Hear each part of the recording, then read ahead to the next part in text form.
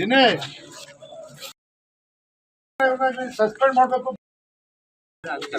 ಈಗ ಇಂಜಿನಿಯರ್ ಅವನು ರವಿ ಅಂತಿದ್ದ ಇಲ್ಲಿ, ಟಿ.ಕೆ. ರವಿ ಅಂತ.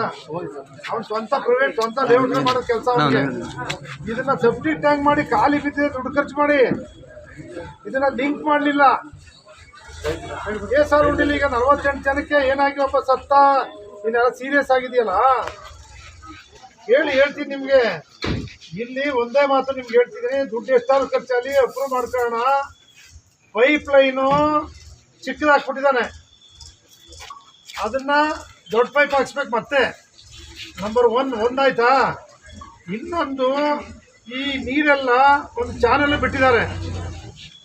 ಆ ಚಾನಲ್ಲು ಕುಡಿಯೋ ನೀರಿಗೆ ಟ್ಯಾಂಕ್ಗೆ ನೀರು ಸಪ್ಲೈ ಮಾಡ್ತಾರಲ್ಲ, ಆ ಬೋರ್ ಪಕ್ಕದಲ್ಲೇ ಇದು ಅಲ್ಲಿ ಹೋಗ್ತಾ ಇದೆ. ಇದು ಕಲುಷಿತ ನೀರು